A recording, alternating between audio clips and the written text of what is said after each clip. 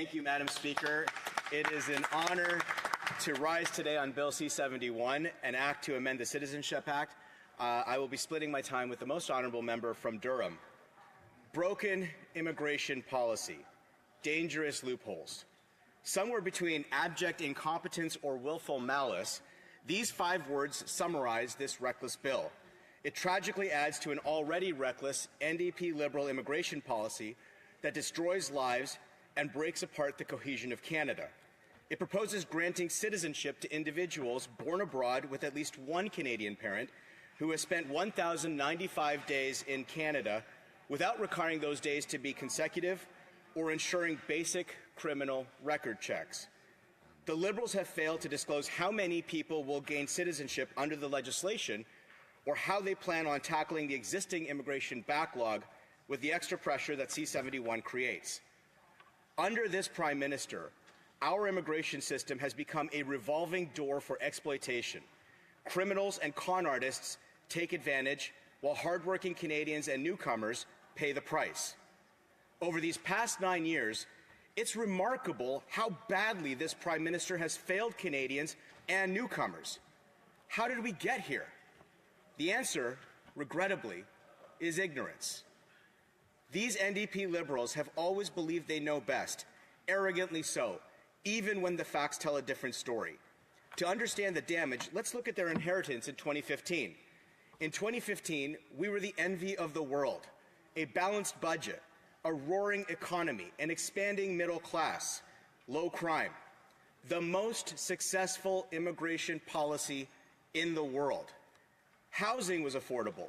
When our common-sense Conservative leader was Minister of Housing, the average rent for a 2-bedroom apartment was $1,172. Today, doubled. This wasn't by accident. It was intentional. It took hard work by a Conservative government that cared about the prosperity of all Canadians, that cared about ensuring that newcomers succeeded. Our immigration system was structured to ensure newcomers contributed to our economy, and that by working hard and playing by the rules, the Canadian dream was theirs to realize. That promise is now broken. NDP Liberals ignored the principle of Chesterton's fence. That is, never tear down a fence until you understand why it was put up in the first place. Within 18 months, they tore down each fence put in place to protect our system. They increased the number of temporary foreign workers while scrapping measures to ensure Canadians have the first opportunity for jobs. They watered down language and citizenship knowledge requirements, exempting anyone under 18 and everyone over 54. And they arbitrarily ramped up permanent resident targets to 300,000 a year without considering the impact on everyone's housing needs. Today, housing prices have doubled. International students are packed into inhumane conditions, at times 8 people to a small apartment, or worse, homeless under bridges. Suicides are rampant. Housing builds haven't kept pace with population growth.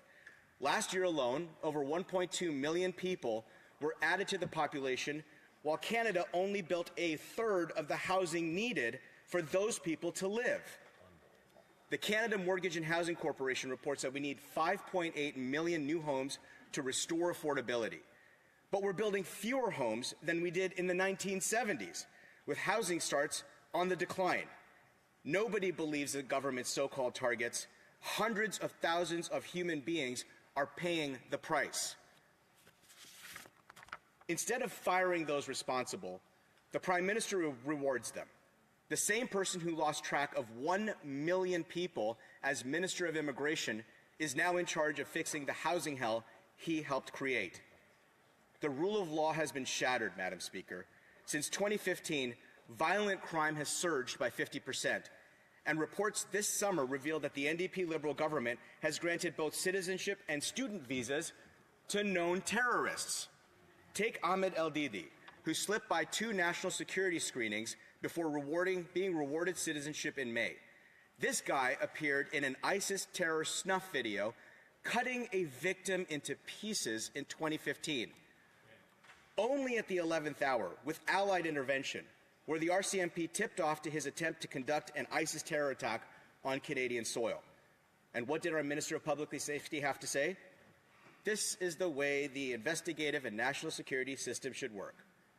No, it is not. And then we learned that another terrorist, Mohammed Shahzeb Khan, was awarded a student visa. Khan was plotting what he called the largest attack on U.S. soil since 9/11, planning a large-scale attack on Jews in Brooklyn. And this isn't just limited to 2 cases, Madam Speaker. Communities across our country are subject to attacks and crime in their places of worship, their schools, their businesses, and their homes. Almost daily here at home, mobs are on the march, threatening individual dignity and freedom. How are Canadians supposed to trust NDP-Liberals with our safety, our national security? How are newcomers wanting to work hard and raise a family here supposed to have faith in this incompetent government's immigration policy? The Canadian dream is broken. Skilled immigrants who came here in search of a better life are stuck in low-wage jobs, unable to work in their trained professions because of bureaucratic red tape. Want a doctor? Call an Uber. Medical professionals are being denied from serving backed-up patients. 10 million Canadians will soon be without access to primary care, and the caregivers they need are ironically a 2-minute wait away. StatsCan recently found that 15% of immigrants leave Canada within 20 years of arrival, many because they cannot find jobs in their trained professions. International students are exploited by diploma mill colleges, sold fake degrees and false promises of employment, residency, and citizenship.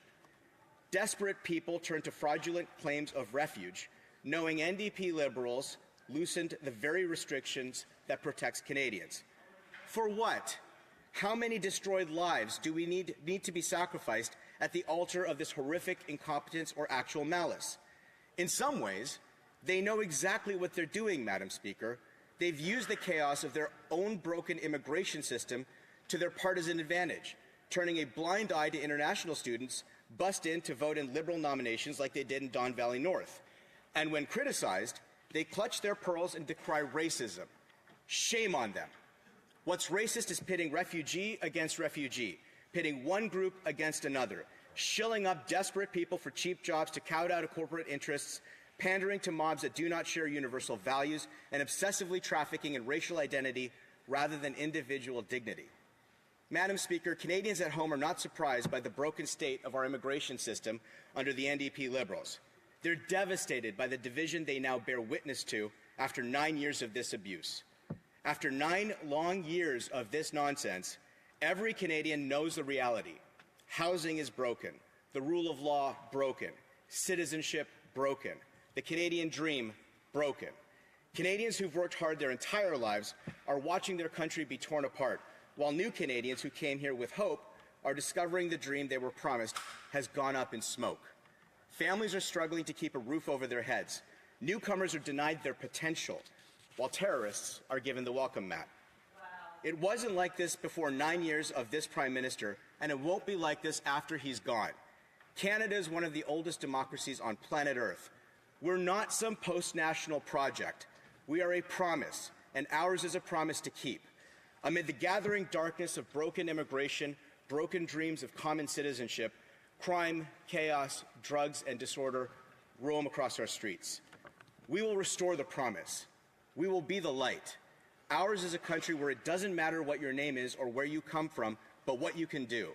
A land where if you work hard and play by the rules, you could earn a good living, raise a family, and own a home. Where with freedom comes a responsibility to uphold those freedoms for all. Where our freedoms find expression through the rule of law and a democracy to shape those very laws. Ours is a promise to keep for Canadians and newcomers alike. And we will never give in, never back down, never surrender to the forces that would break us. Thank you very much.